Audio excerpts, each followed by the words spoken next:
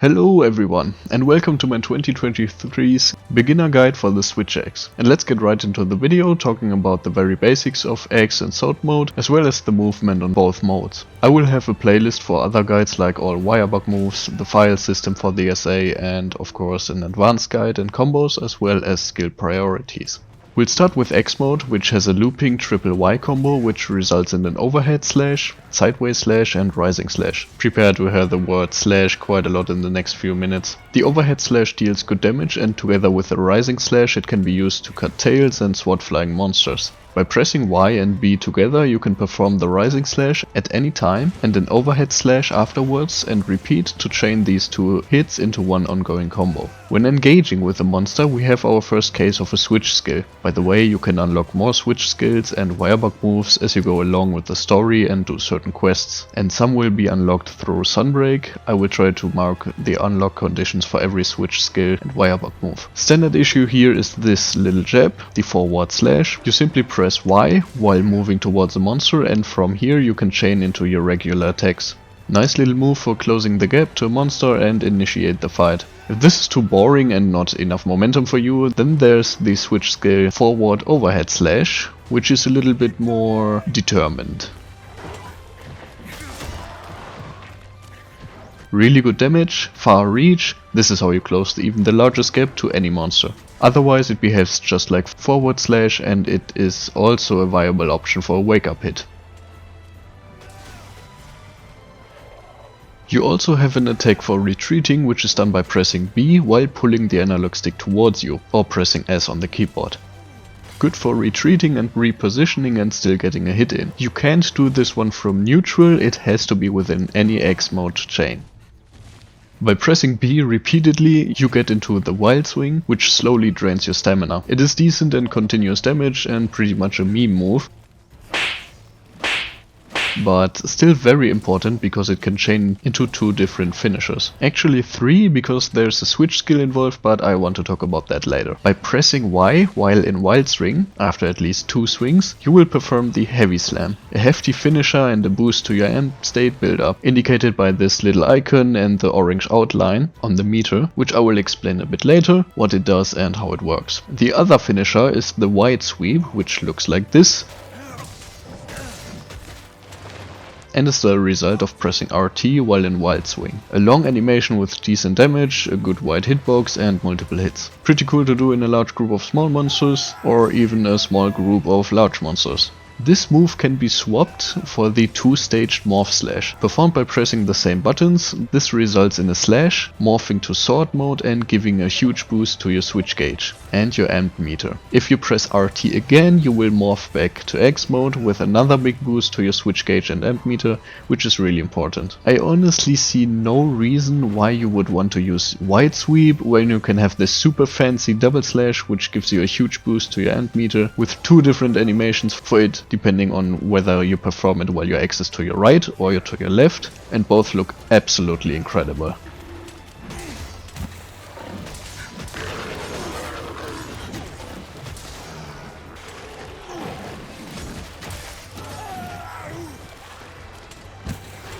You can of course stay in sword mode after the first morph, but if you want to get into amp state, which you want, you should continue into the second stage of this move. I've been mentioning the amp state and the switch gauge now a couple of times, so let's actually talk about what it is. This weapon info right here is purely for your sword mode. When you are using X mode, you don't really have to pay attention to this. So whenever you enter sword mode by pressing RT, which you can do literally any time and in any combo, even chaining morph slashes into each other, you are using your switch gauge for attacks. And you need to be above this threshold in order to enter sword mode. Otherwise you will enter a long unskippable reload animation. Not good in the middle of a fight.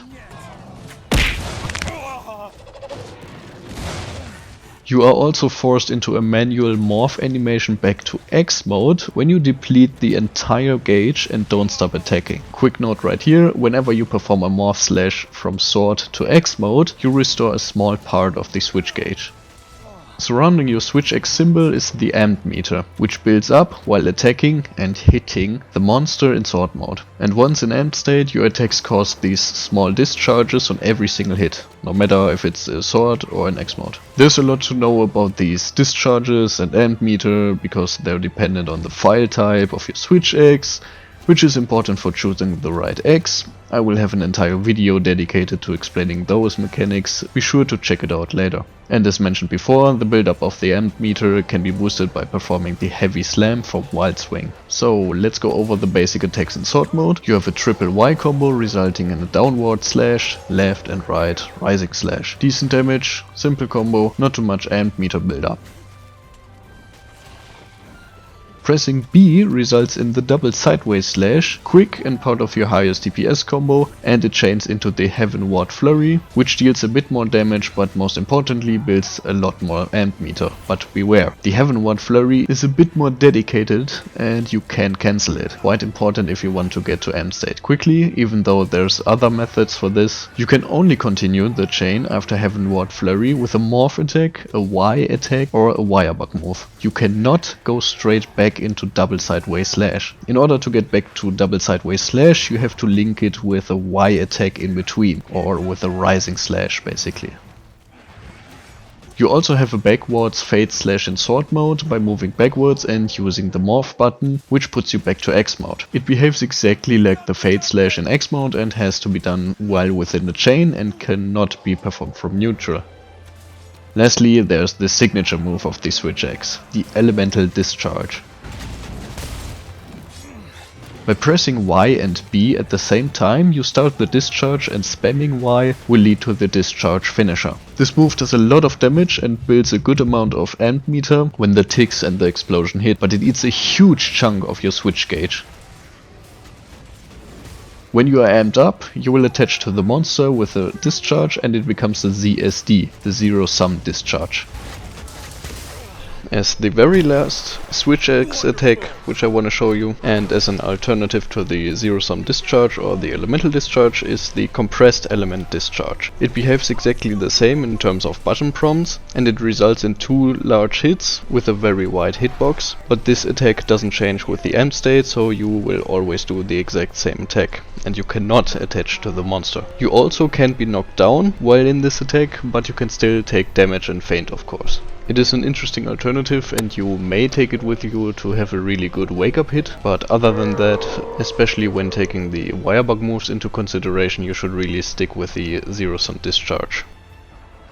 Coming to the movement part of the Swaxe, you might have noticed already by looking at the students in the background, X mode is more mobile than sword mode. You can only walk in sword mode. Your roll is pretty bad for your spine, and you can roll backwards out of a combo in sword mode. This is why I would generally advise to morph back to X mode when disengaging a monster, to have more and quicker movement around the hunting ground. When evading out of a combo in X or sword mode, you can perform a side hop to left and right.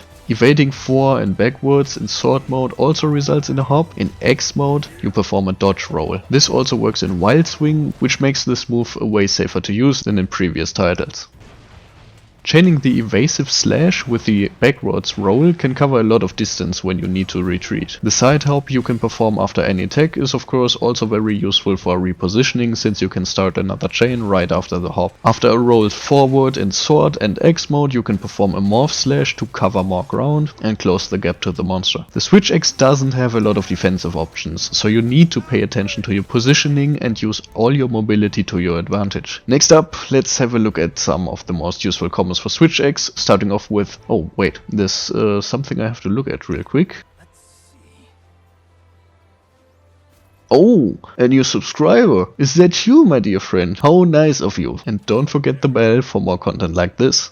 If you don't have the 2-stage morph slash yet, or the counter, yes, Sunbreak introduced a counter to Switch X and it's amazing, how do you get into amped state the fastest? The fastest way to get to amped state on beginner level looks like this: double sideways slash and Heavenward Flurry. Ultimately, you perform the wild swing into heavy slam combo right before that for an even greater boost and shorter way to amped state. Remember to chain the double B combo with a rising slash in between, otherwise it won't keep up the chain and you stand there like a fool.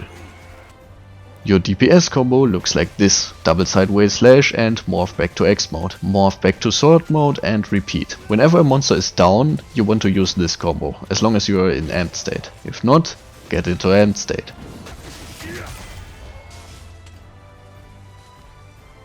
For part breaking, ZSD is your best option, especially when the monster moves around a lot and you maybe don't have a lot of openings. You can attach to pretty much any breakable monster part and deal direct part damage with nothing going to waste. But be careful, you still take full damage, so don't embarrass yourself in front of the scary Master Rank 999 players by carting while ZSDing. You can quickly get into the ZSD when performing it with a double B combo, which will look like this.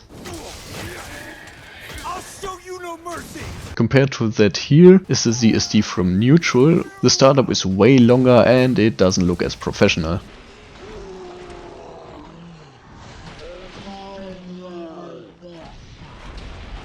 I will, or I already have, made a playlist with more guides on the Switch X containing all sorts of useful info. I hope you enjoyed and learned something, and no matter how you play the Switch X, the most important thing is that you enjoy using it and have fun. Happy hunting, guys.